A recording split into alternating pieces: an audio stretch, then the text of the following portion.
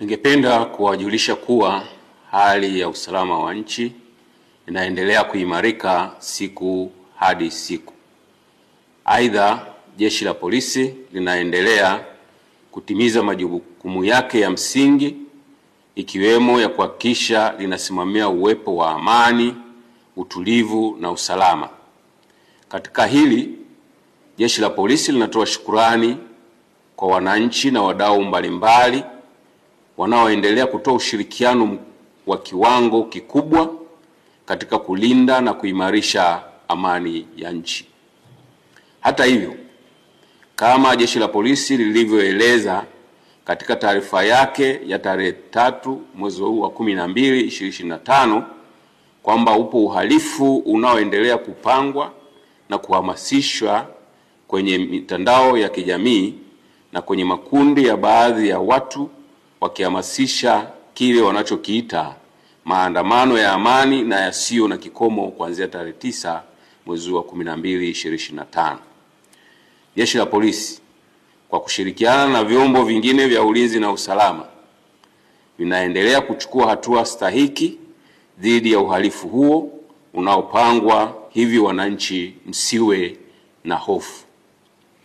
Sheria za nchi ikiwepo sheria ya polisi na polisi wasaidizi sura ya 322 kama ilivyofanywa marekebisho mwaka 2023, kifungu cha 43 kifungu kidogo cha kwanza kinatoa maelekezo na masharti ya kisheria kuwa mtu yeyote ambaye ana mpango wa kufanya, kukusanya, kuunda au kupanga mkusanyiko au maandamano ya hadhara anatakiwa kuwasilisha kwa maandishi notisi kuhusu kufanyika kwa mkusanyiko au maandamano hayo kwa afisa wa polisi msimamizi wa eneo hilo, akiainisha yafuatayo: A, sehemu ambayo maandamano yatafanyika au yatafanyikia; B, muda yatakapofanyika; C, madhumuni ya maandamano hayo; na D, maelezo mengine kama waziri atakavyotangaza kwa notisi mara kwa mara kwenye gazeti la serikali.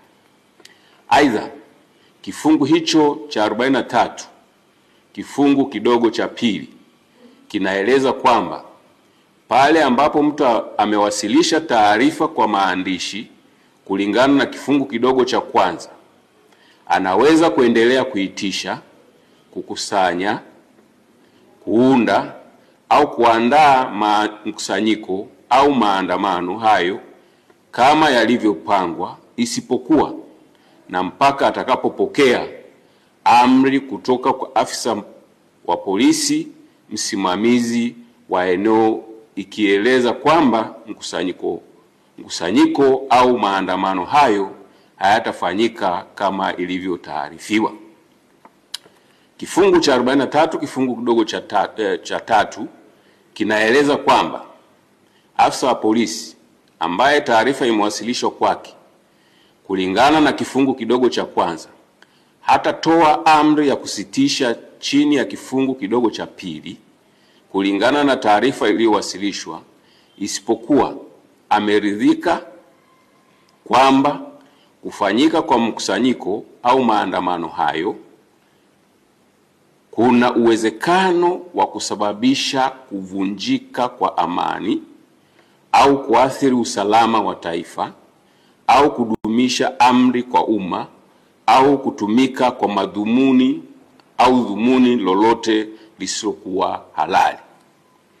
Kulingana na ufuatiliaji wa kina uliofanywa na unaoendelea kufanywa kwenye mitandao ya kijamii na kwa watu mbalimbali, na mbinu zinazohamasishwa zitumike kuanzia siku hiyo ya maandamano ya tarehe 9 Disemba 2025 kama ilivyoelezwa katika taarifa ya Jeshi la Polisi ya Disemba 3 2025 kuwa wanahamasisha kufanya yafuatayo: siku hiyo ya maandamano yasiyo na kikomo, yani tarehe 9 mwezi wa Disemba 2025, wanaelekezana ambaye hajui kutumia silaha na hajapitia mafunzo siku hiyo asishike silaha, waachie waliopata mafunzo ya matumizi ya silaha. Kwa maana rahisi watu hawa wanazo silaha za kutimiza lengo ambalo wamekusudia. 2. Kupitia mitandao na klabu mbalimbali za mtandaoni wanahamasishana wahakikishe hakuna shughuli yoyote itakayokuwa inaendelea. 3. Pia wahakikishe wanaharibu na kuchoma moto minara yote ya mawasiliano ili nchi nzima ikose mawasiliano. 4. Wanahamasishana wahakikishe bandari ya Dar es Salaam haifanyi kazi, kwani watafunga barabara zote za kuingia na kutoka bandarini. 5. Siku hiyo na kuendelea wanahamasishana wafunge barabara zote za kuingia na kutoka katika mipaka yote ili kuhakikisha hakuna anayetoka au kuingia nchini. 6. Wanahamasishana kama vijana wakapore mali za watu kwa sababu wanacho kisingizio kuwa wana njaa. 7. Uhamasishaji huo umekwenda mbali zaidi kwa kuhamasisha siku hiyo waende pia kwenye mahospitali ili kuzuia huduma kwa wagonjwa zisitolewe, kwani wakifanya hivyo nchi itasimama. 8. Pia wanahamasishana kuwa watahakikisha wanawafuata popote walipo watumishi wa serikali ili wawadhuru. 9. Wakati hayo yakiendelea kwenye mitandao ya kijamii, tumesikia matamko mbalimbali na wanaoyatoa wanasema wanaohamasisha na wanaohamasishwa wakiandamana siku hiyo tutawakuta wamekatana vichwa huko mitaani. 10. Wapo wengine wameapa na kutamka watakaoandamana wasifike kwenye mitaa yao, kwani watawashughulikia ipasavyo. 11. Wengine wanasema hawatakubali tena kupata hasara walioipata tarehe 29 mwezi wa 10 2025 na siku hiyo na siku zilizofuata, hivyo watahakikisha tarehe 9 mwezi wa 12 2025 na kuendelea wanalinda maisha yao, familia zao na mali zao ili asitokee mtu wa kuwazuia kuendelea na shughuli zao. 12. Wengine wanauliza wanaohamasisha maandamano yasiyo na kikomo ni haki ya aina gani hiyo? Kwa sababu huwezi kujitangazia haki ambayo inavunja haki za wengine kwa kuwazuia wasiendelee na shughuli zao hasa zinazowapatia riziki ya kila siku. Kwani mtu anapotoka na akajihusisha au akajishughulisha katika shughuli halali ndio mkono unaingia kinywani. Ukinizuia kutoka unavunja haki zangu na unataka kuniua mimi kwa njaa pamoja na familia yangu na wategemezi wangu. Hivi sasa wameongeza lingine wakihamasishana siku hiyo wabebe petroli kwenye chupa.